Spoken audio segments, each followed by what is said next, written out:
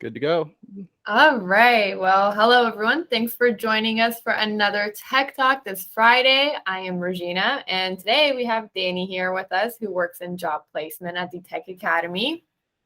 And he's going to be answering all your questions regarding job placement, whether it's resumes or nailing your interview, or maybe you just don't even know where to start. So this is going to be a Q&A, so please ask any questions you have, big or small. You can either do it in the chat box or you can raise your hand and unmute yourself and ask the question. Definitely up to you. Anyhow, back to Danny. So thank you for being here and take it away. Cool. Thanks, Regina. Hey, y'all. Cool. So we're going to do this Q&A. So I do want to hear from all you guys what questions you have. I want to start out by finding a little bit more out about you guys. And then I want to tell you a little bit more about myself. So I'm going to ask you guys to do something so I can get a little bit of a feel for who you guys are. So jump in the chat. And I want you to put in there, if you're a Tech Academy student, put in there what course that you're currently on. And then if you're a graduate, say graduated X boot camp. And then if you're not a student of the Tech Academy, just say not a student. And then, so throw that in there, but also throw what city you're in currently. I'd like to know that. And just because I love music, I want to know your favorite musical artist.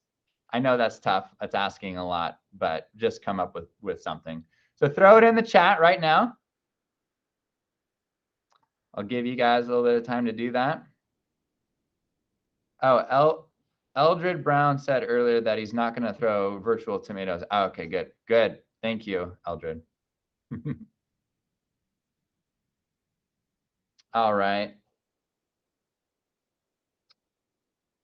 Okay, Dan Seymour is doing software development, currently in the Python course in Beaverton and Breaking Benjamin. Nice. Cool. Love that. Okay, Michael Kriegel. Yeah, he's the cats guy, right? Not a student in Portland, Oregon, and favorite artist is Seven Lions. Cool.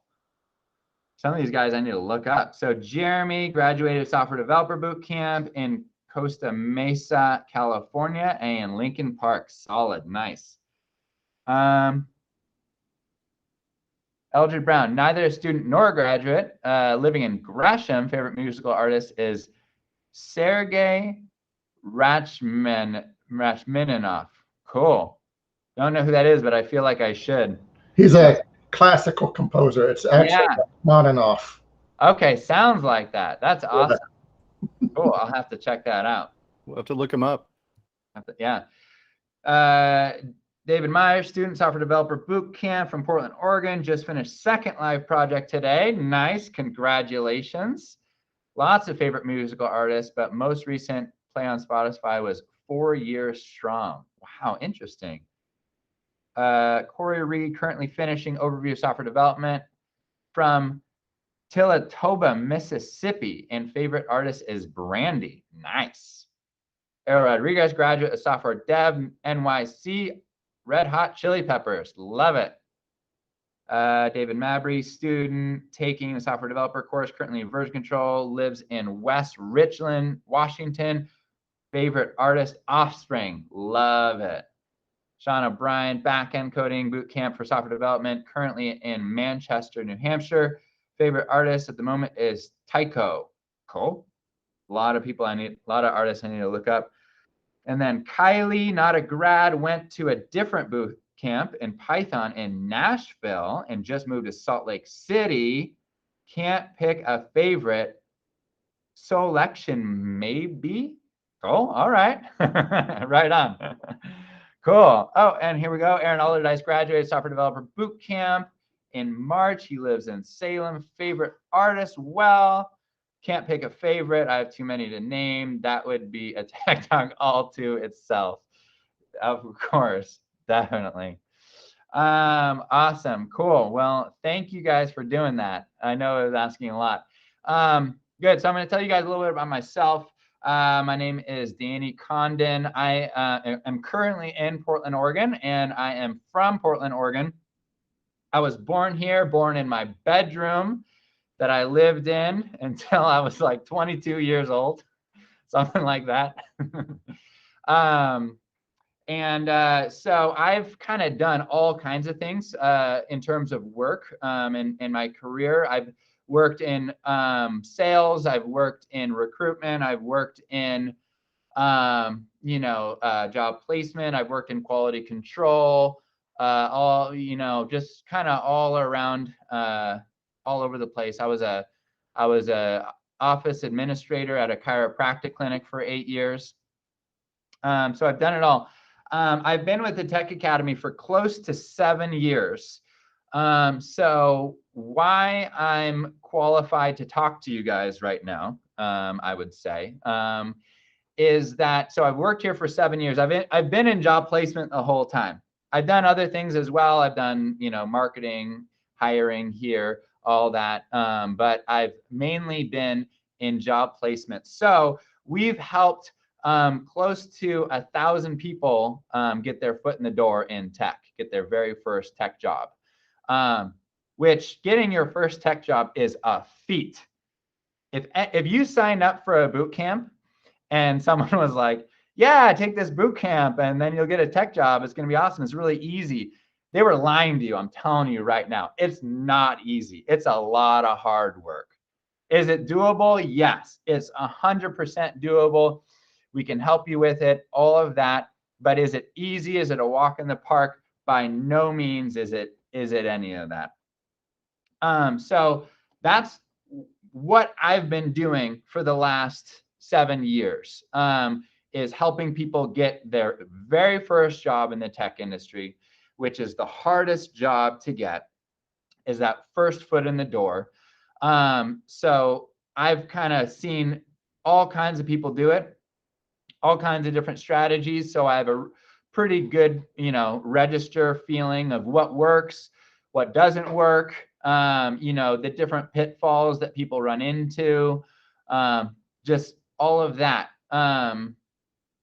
And along with that, I've also done the majority of the hiring for the Tech Academy as well. So I've been on that end of things too. We've probably hired, I've probably personally hired north of, 50 or 60 people, and then interviewed hundreds of people just here at the Tech Academy. So I have a bit of experience on that end as well. So that's why I'm giving you guys a tech talk. Why I haven't given you guys a tech talk before, I touched on a little bit ago. I gave one 6 years ago, and it sucked. It was awful. It was I don't know, I'll chalk it up to a rough crowd, but I really just didn't enjoy it. But I'm giving it another shot here. I hope that I'm able to give you guys some good advice, something that you can take away with it.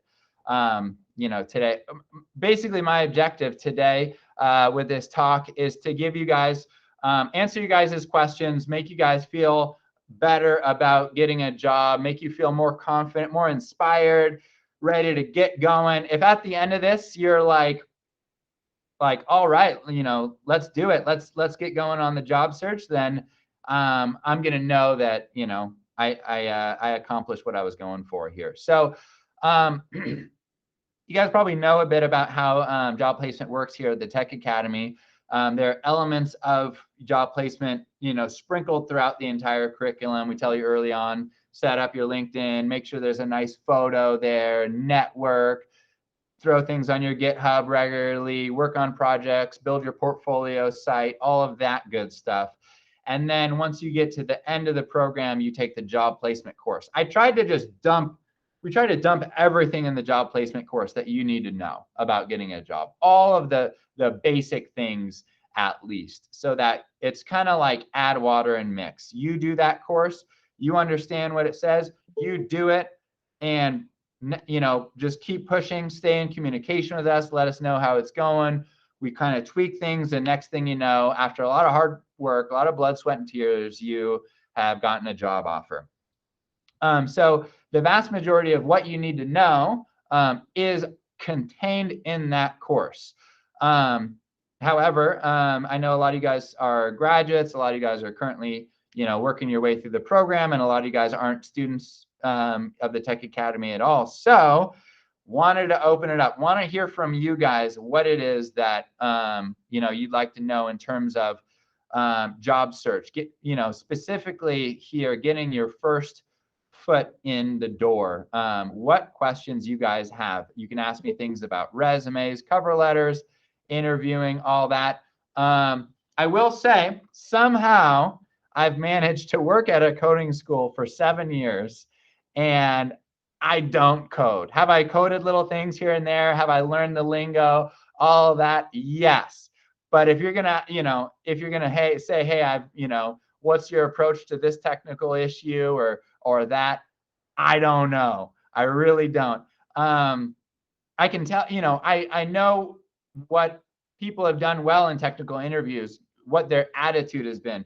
I've helped people prepare for technical interviews and that type of thing, but that's not, specific tech issues and that type of thing. I'm not going to be able to help you in that department. We got 4 job placement directors who all, code and, who are able to do that. But anything job search related, resume, etc., hit me with the questions.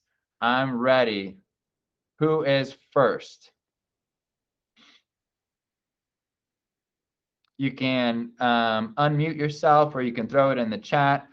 Oh, okay, great. So Michael Kriegel says, what are your opinions on cold emailing and setting up informational interviews? Is it a waste of time or another avenue worth pursuing? Setting up informational interviews is definitely an avenue worth pursuing. However you do that, whether it's cold emailing or, networking or, messaging someone on LinkedIn, that's definitely a great way to go about it. Because the thing is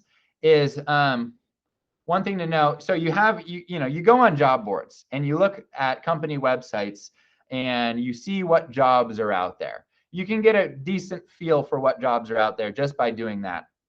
However, that's what you're seeing when you're doing that is called the visible job market. You're seeing what's visible out there. And who knows roughly what percentage of the jobs that is? Who can guess? Yeah, it's about, okay, good. 30%. Yeah, it's about 20%, maybe 30% of the jobs out there. So what you see online, it's a fraction of what's out there. Where are all the other jobs? How do you find those other jobs? You find them from networking. You find them from talking to people who you know. You find them because of relationships that you have with people. So setting up informational interviews is a great way to build relationships in the industry, build up, the people who you know. Because what I've found about this industry from working in it the last 7 years is that it's actually a very friendly industry. It's people want to help people, because, a lot of people have struggled with imposter syndrome and, getting their foot in the door here and all of that. And it's been difficult. So when they received help, when they were starting out, they really appreciated it. And really, they really want to help back. They really want to help other people. So in that regard, it's a great industry. So setting up informational interviews, it's surprising how many people are willing to do that, if you approach them in the right way. And it's a great way to just build up your relationships, build your network. Maybe that person has a job at their company for you. Maybe they don't. Maybe they know someone, or maybe you just learn more. Maybe you just have some great, tips and tricks to take away from it. So great question, Michael. And yes, definitely worth doing. Okay, we got another question here. So from David Meyer, a lot of the posted requirements for entry jobs, I love this one already, seem really intimidating. 3+ years experience, lots of different languages / skills requested. What do you recommend as far as applying for those? How much of those skills should one have before applying? That is a great question. So here's what I'm going to say on that. So here's what job postings are weird. They like, I've heard so many times from people, hey, yeah, I applied for this job. It was like supposed to be like entry level, and it was supposed to be in C#. And I show up to the interview, and it's like a senior level JavaScript developer job. It's like, I don't know how that happened, right? So there's this, so one thing to know, just know this. What is asked for on a job description and what they're actually looking for are not always the same thing. You have the dev team, and they're like, okay, cool, we need a developer to do X, Y, Z. They let HR know at a company, and HR, who doesn't understand tech, doesn't understand half of what these guys are saying, goes and puts up an ad. By the way, usually the ads are for senior developers. If you've noticed, if you haven't seen a lot of entry-level developer, ads on job boards and things like that, there's a reason for that, which I'll touch upon in a second. But you get this, somehow it goes through these people and gets, posted on a job board. By the time it's posted there, what they need might have changed, or the hiring manager or those guys in HR might have altered it or something like that. So, so what's on a job description and what the company's looking for aren't always the same. As far as saying 3+ years experience, you're starting out. Here's another thing to know. What they post on there is usually a pie in the sky. No one fits all the qualifications that they put. It's because they want someone, one of the classic, jokes is like, a few years ago, there was like, a job ad of someone, they wanted someone with, 7+ years experience with Swift. But Swift had been out for like 3 or 4 years. It just, no one existed who actually had that experience. So, yes, if I were to here's the advice that I give people when they're applying for jobs. When in doubt, send it out. If you have a question, should I apply? Should I not?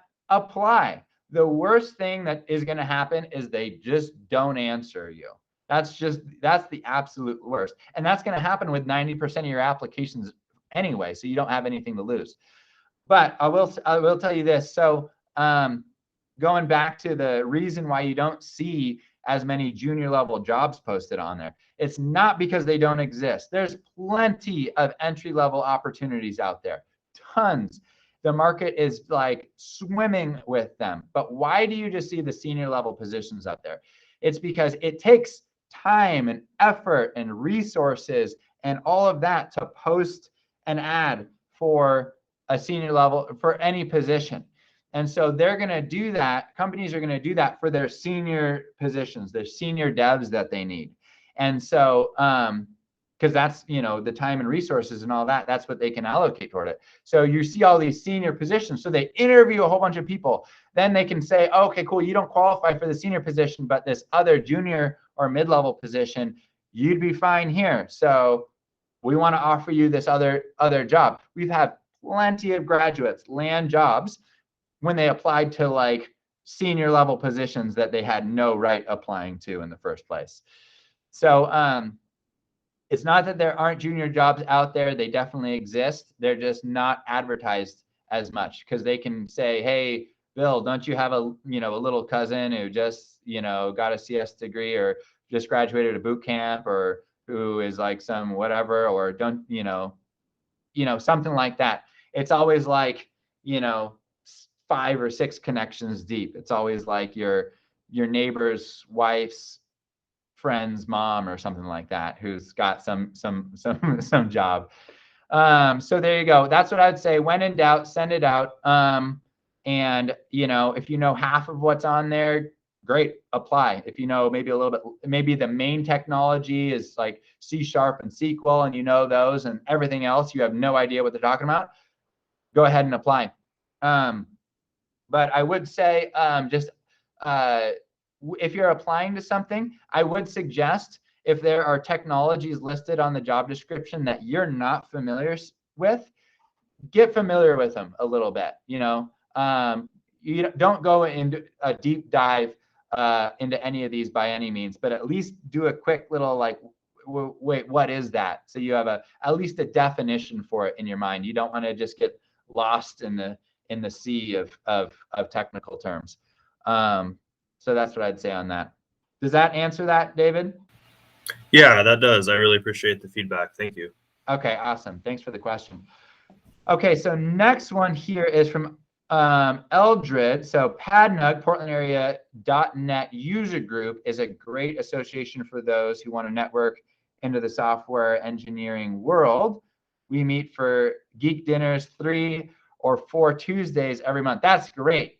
That's not a question, but I read it out loud. But that's a great networking opportunity, and yeah, definitely go to that. Thank you, Eldred, for bringing that up. Okay, so Aaron Alderdice. So about resumes, I have heard so many conflicted responses. Yes, of course. Is it better to have a single page resume with everything, or is it okay to have multiple pages? I've heard good things and bad things for both. So yeah, that's a great question. And I would say that definitely my experience is you can get away with a 2-page resume. If this is you're trying to get your first job, and it just so happens that when you really flesh everything out and it comes, out to 2 pages, that's fine. I mean, nowadays people aren't like 1-page resumes were especially important when you were printing off your resume and handing it to people. It was cool to have it all on 1 page and you could see it all there. That's when it was really important. And it's still, if you can get everything onto a 1 page now, I'd say go for it. That's awesome. But in most cases, I've seen that a 2-page resume is totally fine, because all the person is doing anyway is they're just scrolling down.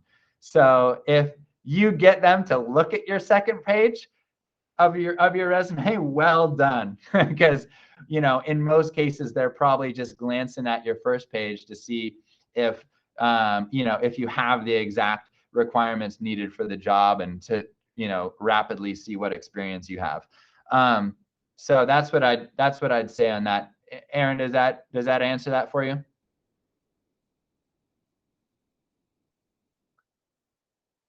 Awesome. Right on. Okay, so Kylie, so how can I make myself stand out in a cover letter? Great question. That is great.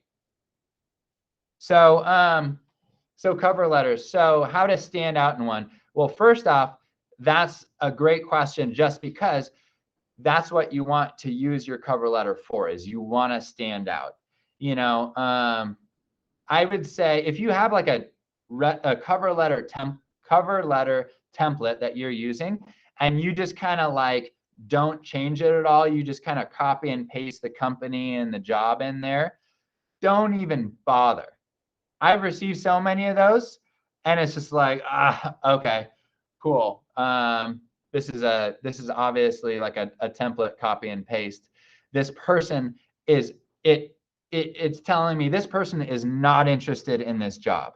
They just really could care less about this job. They're more interested in themselves getting a job rather than what I'm trying to solve by, putting someone in this position. So number one, to grab their attention, obviously you want to be interesting, right? That's how you want to, get attention or whatever. And so to whatever degree you want to be interesting. And the best way to be interesting is to be interested. You want to be interested in that company, in that job, in what they're looking for, what problem are they trying to solve. So first paragraph of your cover letter, or somewhere near the beginning, maybe you say, hey, I'm applying, this is my application for X job or whatever. But at the very beginning, you want to show some genuine interest in that job. You want to communicate what about it stands out to you, or maybe the company or something like that. Maybe the company, you just love what their product, you love what they're doing. You think it's a completely worthwhile objective, and you just think they're the coolest. Let them know. Just say that in the beginning. You know what? I think what you guys are doing in this space is so cool, and I would love to be contributing to that. You start off by being interested in them. That, when I receive a cover letter, say we're hiring, for an admissions person or instructor or something like that, and it starts off like, hey, I love what you guys are doing at the Tech Academy, creating, helping people get their foot in the door in the tech industry, teaching them this, and your approach, bottom-up approach, I think that's so cool. I'm like, wow, this guy's interested in us. This person really, really cares and would like to contribute to this effort. So that's what I would say to really get their attention, to show the interest. And then following that, again, this is still you being interested.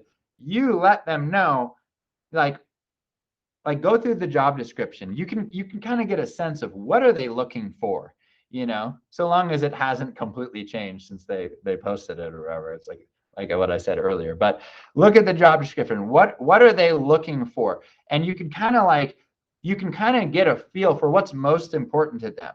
It's maybe like they want someone who has customer service experience and who can code in C#. Those are the two things, you can really look. And then, so now that you showed interest in them, now you're going to tell them about yourself, and you're going to tell them why it is that you are like the best fit for this. Like, hey, listen, I have great customer service experience because I did XYZ, jobs or whatever.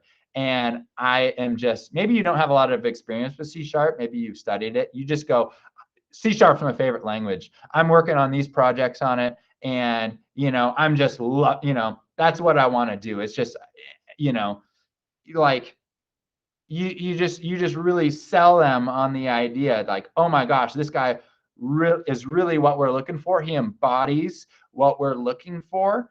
And, so one, it solves that problem for them. But two, they also know you read the job description.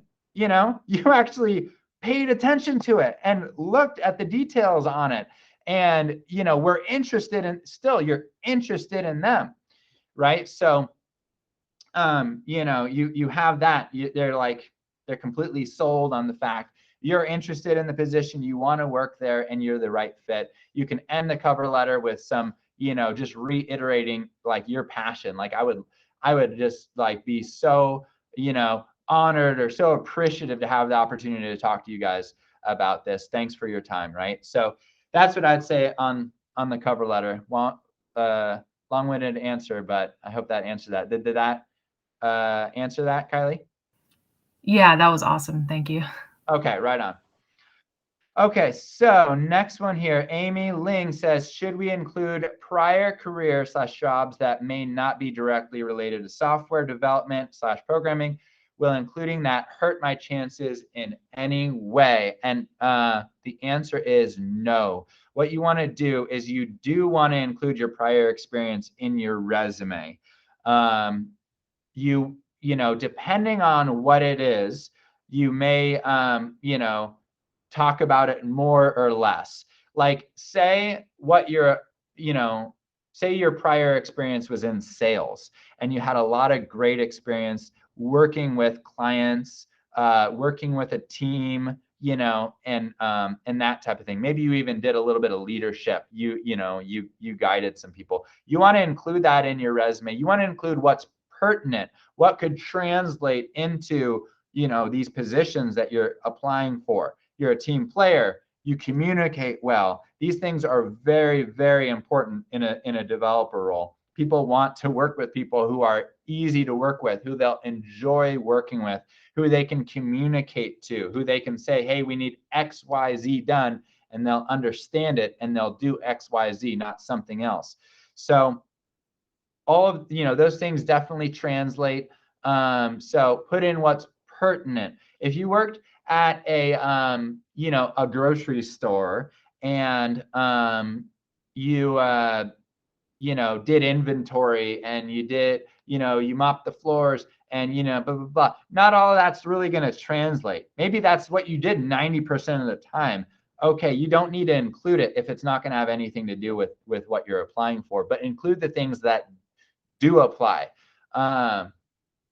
Maybe it was working with the customers and helping people with their needs, and, being a stable person for the store or whatever. You want to include the things that do apply. Does that answer that, Amy?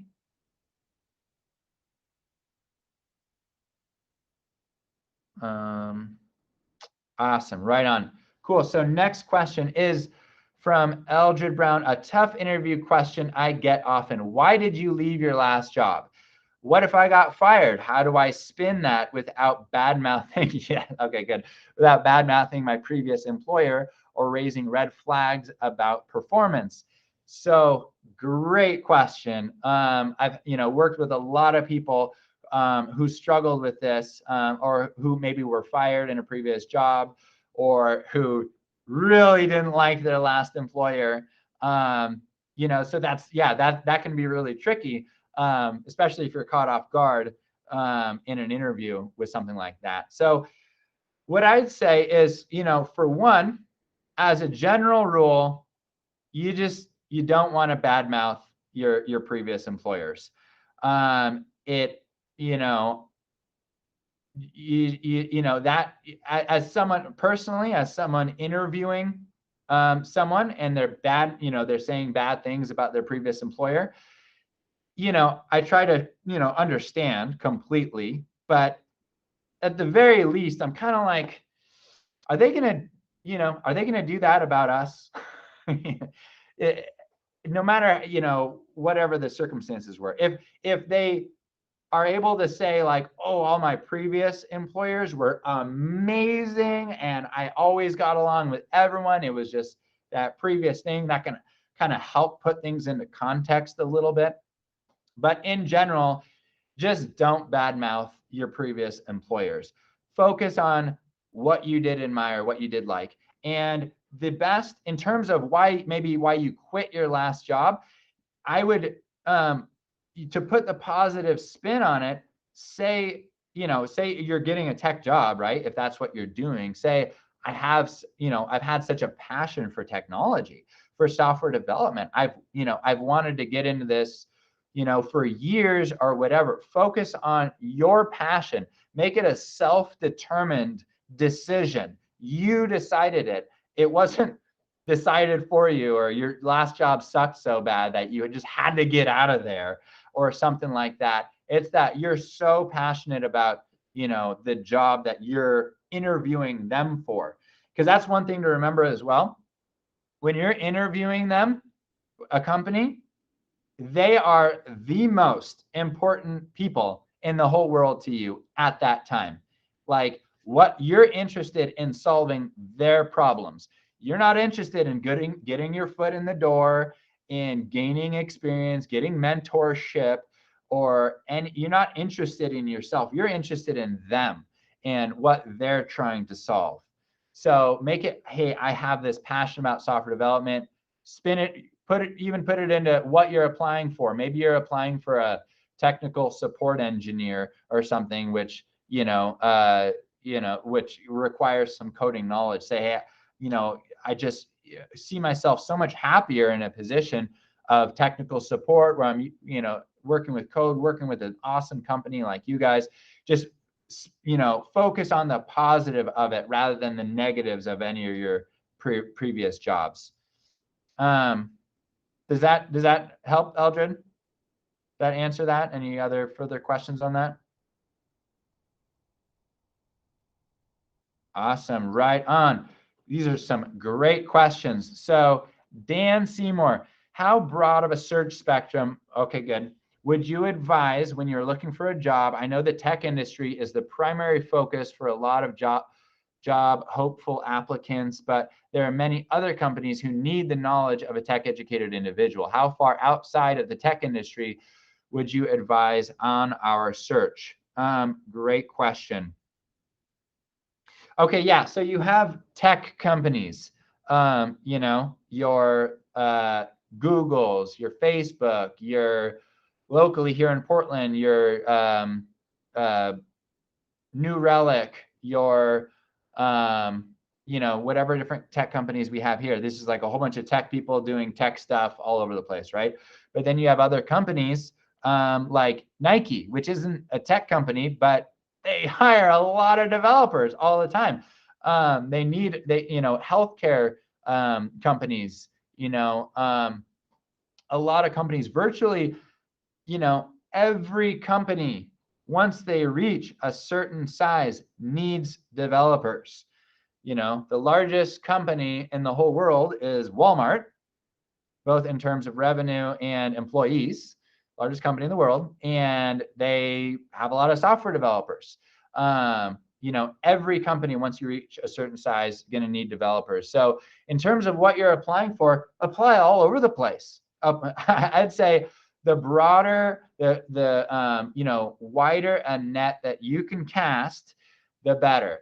You know, I've seen people get themselves, the worst is, you know, someone has their, you know, their mindset on, I want this job using this technology, and I'm only going to apply to the junior level, entry level jobs, you know, super specific. And they just struggle on their job search. They get no responses. They're, you know, they are, you know, just, it's just crickets, and it's painful because they're looking, you know, they're looking at what they want to do, which is fine. But if you're applying only to junior level positions, those are the positions that are just getting flooded.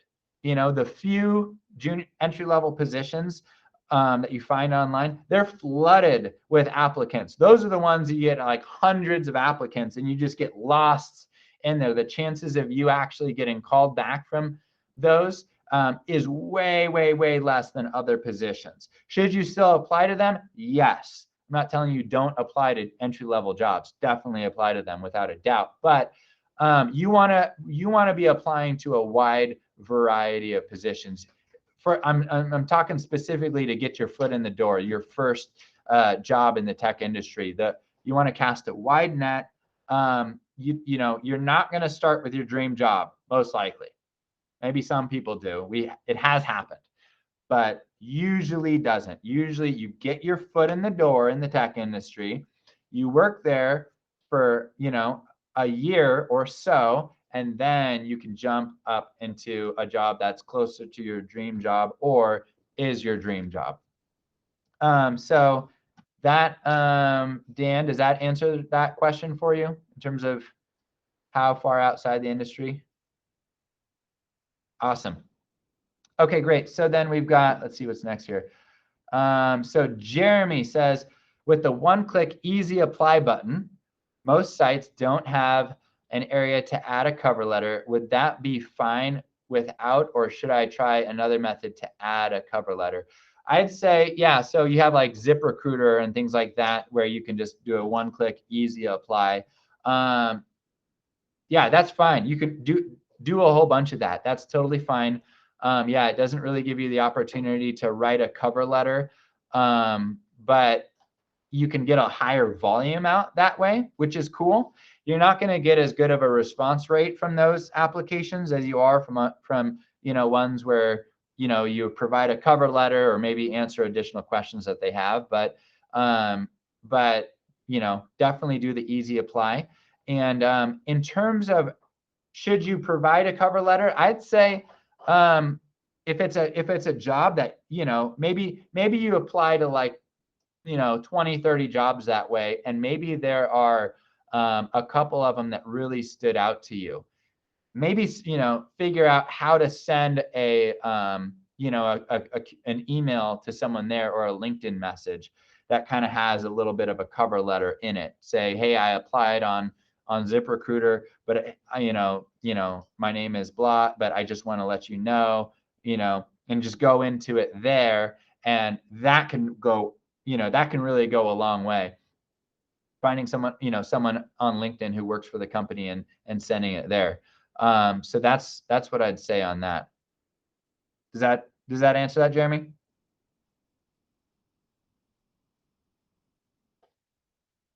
Awesome. Okay, great. Next question is, I'm just going to say Eldred Brown, Portland General Electric, PGE is often looking for software developers. Yes, that is correct.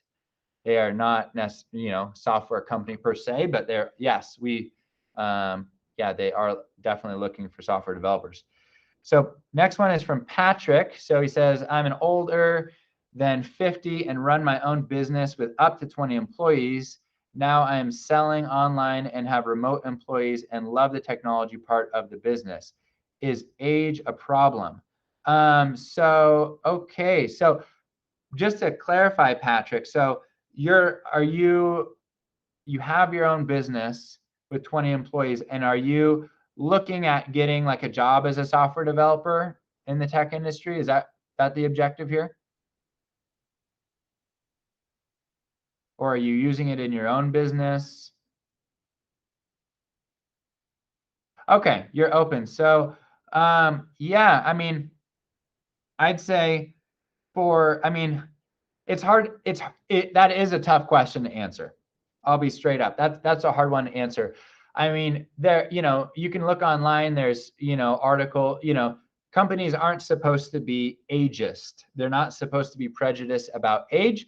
And I don't think all companies are by any means.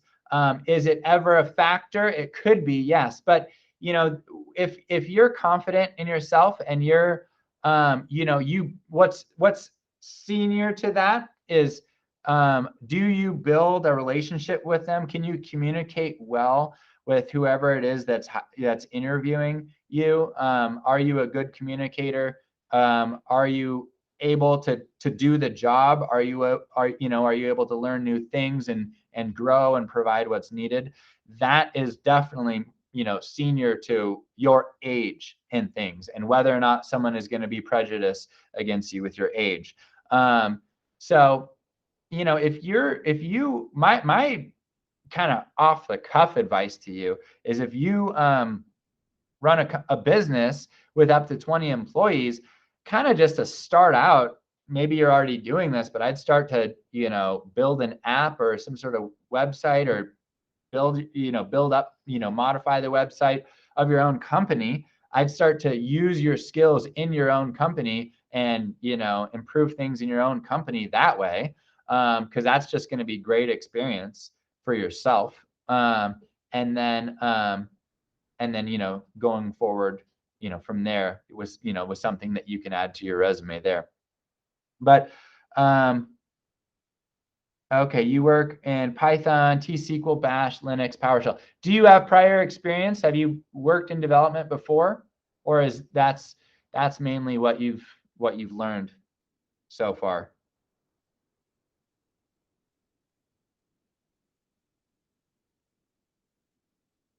Only for you. Oh, okay, great. So it sounds like you're already doing that, which is great. And I would definitely think that if you want to get a tech job and you're able to say, that you've been working at this, your own company for X years, and you've been using these technologies, just listed out what you've been doing, that would be a great, great addition to your resume. That's great. It sounds like you have great experience that, anyone, with the right company there are companies out there who would really like to hire someone like you with the experience that you have. And the fact that you run your own company and run these employees, so that you're responsible, you're business oriented, you're, you can think with the greater good of the company.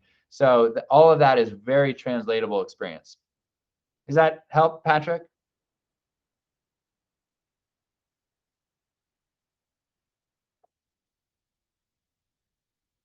Right on. Okay, great. So next is Corey Reed. I thought about, after the boot camp, to call around local businesses and ask about internships or volunteering for them. Would you recommend this to help get your foot in the door. I figured even if they don't offer me a position, I could still use the experience.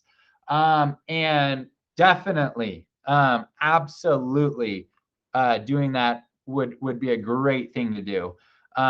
Your priority getting out of the gate is getting your foot in the door. However it is that you do that, whether you're volunteering for a company or doing an internship, anything like that, is the right thing to do. We have a lot of people who started out with unpaid internships at a company, which turned into paid internships. And if they didn't turn into a paid internship with that company, they have amazing stuff to add to their resume. Because the whole time you're doing that, you're adding value to yourself because you're learning more. You're adding excellent experience to your resume. So that's definitely a very, very smart thing to be doing, Corey. So thank you for bringing that up. Great. Then we've got Stephen Peters. Something I figured out is one of the reasons you see so many chrome domes in the workplace is not because us guys get bald, but because it's an easy way to hide their gray hair. Okay. Thank you, Stephen. Right on. Great. So good. So I think so far, awesome. So far, any other questions here? Yeah, definitely. Yeah. Yeah, I'm not going to say that ageism isn't a real thing by any means. I would say just focus on what you can be in control of. That would be the best thing that you can do. Okay, Jeremy M. I know you said you don't code much, but do you know if there are any side projects that would make my portfolio stand out more? Here's what I've seen on that, is that when people do side projects, here's the two main things that I've seen go really well with side projects. One, maybe someone always wanted to build a certain app. They just got like, I want to build this app, and because they themselves want to use it. I was talking to someone yesterday. He was like, I wanted an app that would track what I'm doing throughout the day, and so I can tally up how much time I'm sleeping versus playing video games versus coding versus this and that. And he built out an app that did that. And he like keeps track of all this stuff. Why anyone would want to do that, I have no idea. But that's what he really wanted to do. And then he can show people this. He's interested in it. He's like, hey, I want to show you this app that I have. Check it out. Blah, blah, blah. And he's able to show that to him. So something that you yourself are really passionate about, maybe, and use the technology that if you did the advanced JavaScript bootcamp and build an app with React, start using technology that you want to build up your skill in and you want to get that job in. And then the other one is doing freelance work for other people, projects for other people. We had a graduate a few months ago, earlier this year, who he's this young guy in a small town in the Midwest, and no tech companies around him, nothing. There's all kinds of other companies. It's not too small of a town. There are window washing companies and masonry companies and all this. And what this guy did, I think he's 19 years old. He started going through the yellow pages, and he found, some companies like maybe have a Google listing, Google reviews, but they don't have a website. He calls the companies up. Hey, see, you're a great company, but you don't have a website. I'll make one for you for $500. And they're like, well, all right, $500. That's not too bad. So he starts making all these websites. He's got his own little business going. He's got all these projects going. He's making money doing it. Maybe he got 1 out of 3 companies that he called, something like that. But he was just drumming up his own business. But those are great ways to build up your portfolio. Projects to have is that real live projects. maybe you can see it online or it's for a real client and things like that. You're gonna get the best exposure to what things would be like in the real world by working, doing some real live projects for some people and what they need. That was from Jeremy. Does that answer that, Jeremy?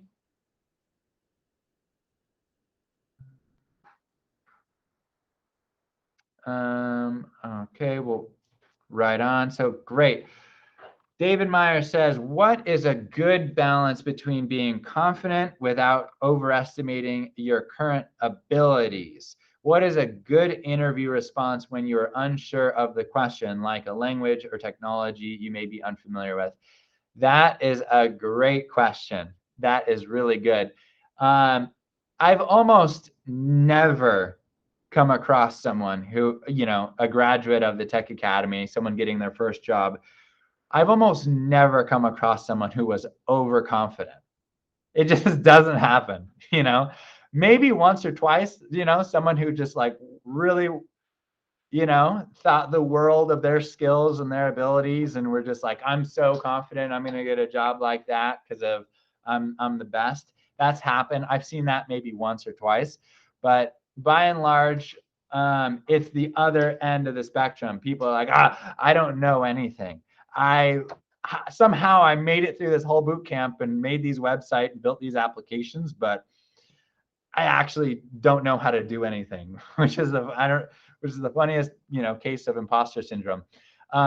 When in fact they actually really know how to do a lot. They learned a lot and they could really do a lot. So I'd say, the best attitude in an interview, if you don't know the answer, is, one, you can be really interested in what it is. They're like, they mention some language that you don't know, and you're like, well, one, if you've heard of it, you can say, wow, actually, I've heard of that language. Is that, but say what you do know about it. So they get the feel that you're not completely clueless. But if you are completely clueless, show some interest in it. Whoa, wait, I've never heard of that. What is that? And they say, oh, well, it's blah, blah, blah. And you're like, that's so cool. I would love to learn about that. I would love to use that. Just when in doubt, just, ride that passion, that interest in it. Say, I've never touched upon that, but given the opportunity, I would absolutely love to learn that and work with that technology. That would definitely be something I'd love to do. Let's see, that was David. David, does that kind of give you a good idea? Does that answer that for you? Yeah, that does. I guess I kind of tend to swing towards the side of being underconfident or underestimating myself. So to try and, boost up to be realistic without going overboard. So yeah, that answers it. Thank you. Yeah. And that's the make or break of interviews, really. It's the funniest thing. Getting your first job, your foot in the door. I mean, what's the dilemma? What's the problem? The problem is this: companies want people with experience. You don't have any experience. The way for you to get experience is to work at the company and get experience, but they're looking for people with experience. It just doesn't add up, right? It's just this it's the experience barrier, right? So it's just like if you're working on getting your first job, it's so easy for a company to, their go-to excuse for explanation or whatever. Say you interview them, their go-to explanation for not hiring you is, hey, we're looking for someone with more experience. They can easily say that, and no skin off their back. They can easily say that. But there's something that I know when someone's hearing that a lot, when they're consistently hearing, hey, yeah, I'm just interviewing. I've had like 5 interviews and 4 of them just said, hey, we're looking for someone with more experience. They are doing something wrong in their interviews. How do I know that? Well, for one, they applied. The company looked at their resume. They can see how much experience they have, yet they didn't go forward with them. So this is what I've found almost 1-for-1 is happening with those people who are consistently being told, sorry, you don't have experience.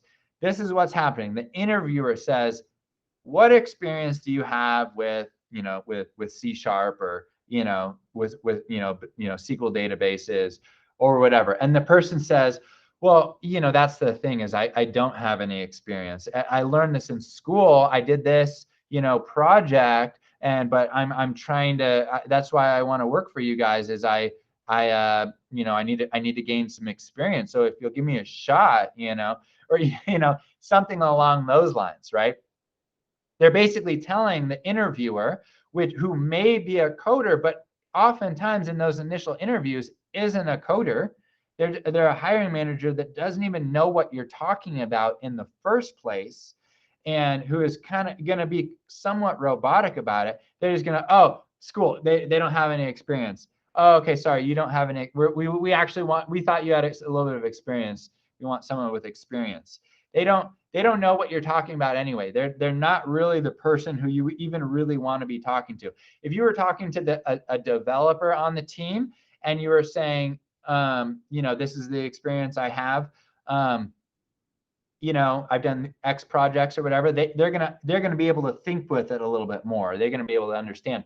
But the way you want to answer that, the way you want to answer what experience do you have, with React, for example, is you say, oh, well, when I was working with this team, I did X, Y, Z with React, or I built an application that used blah, blah. Don't mention that it's like it was school or a project or whatever. Just all you're actually doing is you're answering their question. They ask you a question. What experience do you have with it? You just tell them what experience you have with it. Just tell them what you did with it. And you do that and you just start talking tech with them. Just start talking the language, going into detail, showing like, oh, it was so cool because, it connected with the database and did this. And they're like, whoa, well, this guy obviously knows what he's talking about. This guy's obviously got some experience here. So let's let him go on to the next person here. And then you have something to talk about. They want to know, what experience do you have with it? They don't want to know what experience you don't have with it. They didn't ask you that. They want to know what experience you do have with it. So that's how you want to answer that. And that's a big, that's a make or break in interviewing and getting your first foot in the door, is doing that. So what question did that come from? Good balance between being confident. Yeah, so totally. Went off on a little tangent there, but I hope that helps everyone. Does that answer your question, David? Yeah, that was great. Thank you. Okay, right on. Great. So then, so Sean O'Brien. Okay, I know it's a little past 2 o'clock, so I think we should. I'm going to answer any questions. I personally don't even mind going further if people want to stick around, but no need to stay here longer than you first anticipated or wanted to. But I'm going to roll with this next question here. This is Sean O'Brien. I have a complicated 2-part question pertaining to prior experience and wages when you get to this question. Okay, Sean, let's hear it. All right. Yeah, so I just touching base on some of the things that you've already covered at this point and kind of also elaborating on that. I know that we mentioned before looking at job postings, and they mentioned having X amount of years of this experience and seeming to be like lots of senior, developer positions being posted and whatnot. And, the kind of answer I was getting from that is it's in our best interest to apply anyway. And perhaps that opens avenues to with junior positions available and whatnot. But with that in mind, in your in your previous experience interviewing and hiring people, what would you say the likelihood is of someone with little experience, say taking a course or two, actually getting into these courses? And how would you kind of shift expectations of wages being offered? So say X amount is being offered for that type of position. What's the likelihood that they would bump you down to another position with X amount of salary? And I guess the second part to that question is, especially within the past couple of years with the pandemic hitting, I feel like not only employers, but a lot of potential job seekers and employees out there, they're really starting to redefine like what the general worker's value is. And a lot of issues have been coming up recently about paying people their actual adequate worth. So without going into, say, steering people towards avenues of unpaid internships and things that aren't actually paying people for their appropriate time and worth, what do you think people should be expecting when looking for jobs out in the market? Like, what's the likelihood they're going to get hired with little experience and want to I don't know, work with that employer to say further uh, train them and even provide further opportunities to learn? Like, is that a realistic expectation, or uh, is everyone kind of just scrambling to get a job? Great questions. Good. So here's how I'm going to answer that. So, what I've found is, getting that first foot in the door just is the most important thing. Different people have different levels of confidence. Maybe someone has, a lot of friends who are software developers, and they say, and they themselves are, going, in their training, they know that they're getting pretty good at doing it, and their friends are like, you should ask for 70 or 80 or something like that at this company, and they're around enough people, they have this like higher level of confidence. I've kind of found that for a lot of people, they end up, getting paid what they are confident and are expect to get paid, which is, kind of a, interesting concept.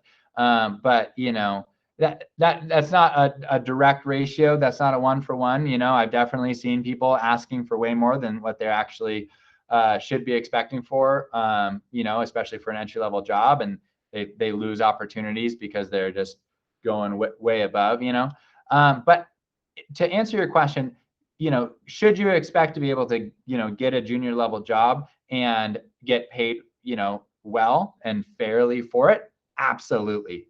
Definitely. When I, answered the question about unpaid internships and volunteer work and things like that, I'm talking about that while you're searching for the paid job, work on some, you can definitely work on some unpaid things, volunteer work, that type of thing. You're just shoving yourself into the industry. Not like, yeah, work indefinitely at some unpaid internship. Like, no, people need to get paid and survive. But that type of experience while you're searching for a job, continue to apply to places while you're doing things like that, and get yourself into a job. In terms of, people being paid more, prior experience, I think you brought up as well. Prior experience can definitely translate into a job. Just a funny story, actually. We had a guy years ago, about 5 years ago. This guy, he was very confident. So now I'm going to tell a story about a guy who's very like the good confident. He was very good at working with people and communicating and kind of like, selling, getting his ideas across and that type of thing. He had no experience in tech whatsoever. He was taking our boot camp, and he was on like the SQL course. This is back when we did SQL before JavaScript. So he hadn't even taken JavaScript. He had a friend at Disney who was, or some sort of contact at Disney who said, hey, we're hiring for a developer. Maybe you want to apply. And he was like, well, why the heck not, for some JavaScript developer? He applies. He gets an interview. He's like, shoot, they're going to interview me. I'm terrified. We say, don't worry. Right? You're going to, skip the SQL course. We're putting you on JavaScript. We're going to teach you JavaScript, just like buckle down. He just studied like crazy on JavaScript. And then like a few days later, he goes in for his interview. These guys like studied JavaScript, never done anything in JavaScript, interviewing at Disney. The thing that they want him to do was like build out their new like video interface platform. This is like a big project for them, like a really big deal. And so why this happened, but they only interviewed a handful of people. And it came down to him and this other guy who had way more experience than him. But he wasn't nearly as professional or as confident. And this other guy shows up in like overalls or something like that. Or like torn jeans, something just like super not professional. He's just kind of like laid back, like, yeah, blah, blah, blah. Whereas this student of ours goes in with confidence and is like, hey, just like excited and passion and all of that. And he ended up getting the job. Between the two, who would they rather work with? They wanted to work with the guy who was passionate, excited, wanted the job. He was getting like a great salary out of the gate. He was able to leverage his prior experience. He was able to just have that confidence in himself. And he was able to, build the relationship with the people he was talking to and, show that maybe this guy doesn't know everything, but he is the guy for the job. He's going to be able to solve the problems that we're trying to solve. And then he ended up just studying like crazy. He ended up using React, which was when React was brand spanking new. There was no, documentation or, explanations of how to use any of it. He was just kind of like, this seems cool. Let's go with this. And he ended up doing a great job on the project. Now he's in his own company in Florida, and he has Disney as a client of his. He still does work for Disney, but not an employee. They're like a client of his.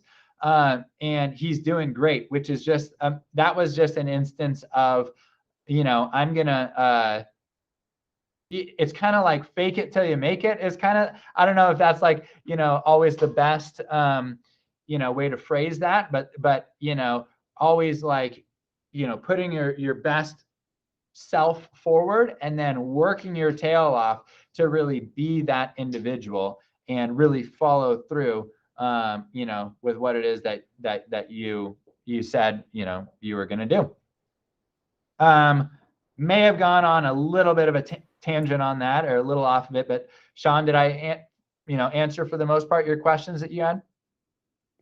Yeah, it was a lot that I kind of threw at the wall there. But yeah, the gist of it was just kind of trying to leverage expectations, like having little experience and seeing if it was indeed possible to kind of get your foot in the door with some of those jobs and what the expectation was. But yeah, I think your story kind of said that, yeah, if you kind of just apply it, if you speak with some confidence, you might be able to get something you might not have expected you can get. So that's, that's hopeful. That's good. Yeah, right on. Appreciate it. Totally. Okay, so we've got Kylie. Oh, I'm gonna run. Okay, great. Looks like people are out. So awesome. It was great talking to you guys. Oh, go talk, more questions. So emailing it right on. So great, awesome. Well, I loved talking to you guys. Really appreciate it. You guys came with some great questions. So thank you so much for that. And you can, you can always email me as well. Connect with me on LinkedIn. I'm gonna put my email in the chat. So feel free. Great, love this stuff. So feel free to email me any questions, connect with me, all of that. I'd be happy to help all of you guys. And thank you so much for attending. Danny, great talk. And it didn't suck. So great. That was really good. Really good. I'm glad. Really great. Really good information for our students and the attendees. One thing, last thing, if you could go over, I think a great thing about the Tech Academy is we give 3 to 6 months of comprehensive training with technology, and then they go to work with job placement. Can you kind of just go over the points really quickly, the main points of what job placement does? They do help students for 3 months after graduation, and just go over what you do with students that graduate. Okay, great. Yeah, so yeah, you mentioned we help people for 3 months after they graduate. That's true. We'll actually help you for more than 3 months. Just I'm telling this to you guys. We generally say 3 months so that people don't think they have all the time in the world, so they get with it, right? But the truth of the matter is, it's not like 3 months go by and we just cut you off, like say, hey, sorry, we're not going to help you anymore. We're actually pretty persistent. We'll continue to help you until you land that job. But as far as what we do, so step one, I mentioned that we have the job placement course. I really tried to just put everything in there that you need to know to get that first job. It goes over how to write your resume, which we thoroughly review on your resume on the course, and we go back and forth until your resume is great. How to write a great cover letter, same thing with that. How to interview, technical interviews. We do mock interviews. How to apply for jobs, where to find them. The course has everything that you need to know. Then after that, so we'll review your resume, your cover letter, do mock interviews with you. We'll review your LinkedIn, your portfolio site, your GitHub, all of that good stuff. And then we set you loose on the job search, but we stay in regular contact with you. The job search sucks. I don't know how, there's no way to make it paint it like a pretty thing. It's grueling. Applying to places day in, day out, not hearing back from people, getting rejected, having to sell yourself. These are all the things people hate. No one likes doing these things. It's grueling. It can be better. It can be fun if you're building good connections. I always stress networking, meet people, have fun, build relationships. That's what makes it not suck so much. But in the grand scheme of things, it's not nearly as fun as working at a company or doing other fun things. So we stay in regular touch with you. Say you have an interview coming up. We say, great, what's it for? What's the position? Let's do a mock interview before it, things like that. We help you prepare. Or maybe you're sending out a lot of applications, you're not getting any responses. We'll say, well, something's off with your resume or cover letter or both. Or maybe, so we dig in, we find out, why aren't you getting responses? You should be getting a 1 in 10 response rate. That's kind of like the benchmark. If don't expect to hear back from everyone that you apply to. It's just not going to happen. But a good benchmark is 1 in 10. So you put out 50 applications, you should hear back from 5 people, positive responses.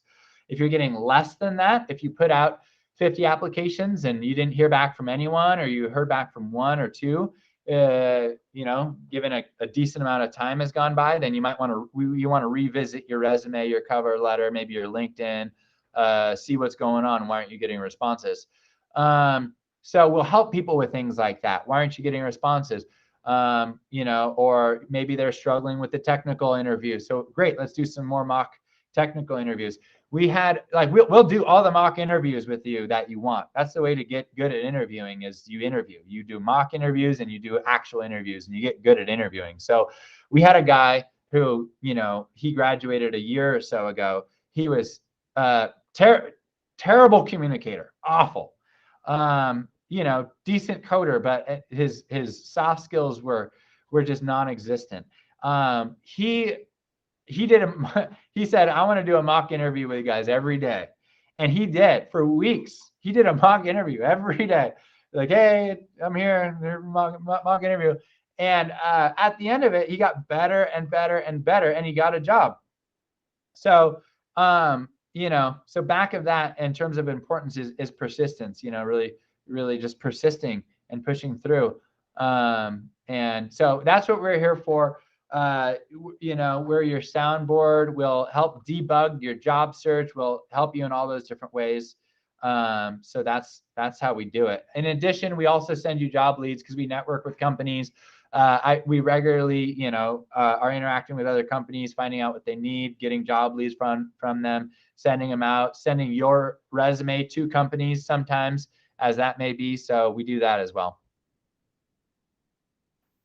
Yeah, it's really good support, and really keeps the students' confidence up for finding work when you go through rejection and that kind of thing. So it's definitely great thing about the Tech Academy.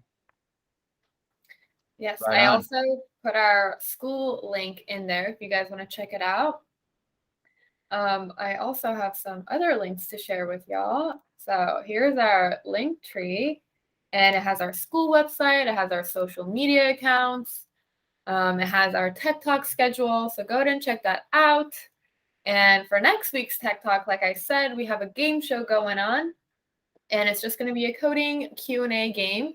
And we do have a $20 prize. So if you'd like to join that one, here's the link for that. Anyhow, thank you for everyone for joining. Thanks, Danny, for doing an awesome presentation. Thanks for everyone asking questions. Those are a lot of questions, and I learned myself a lot. So yeah, thanks everyone. Cool. Thanks, guys. Bye, everyone. Great job, Danny. Thank you. Thanks for everyone for showing up.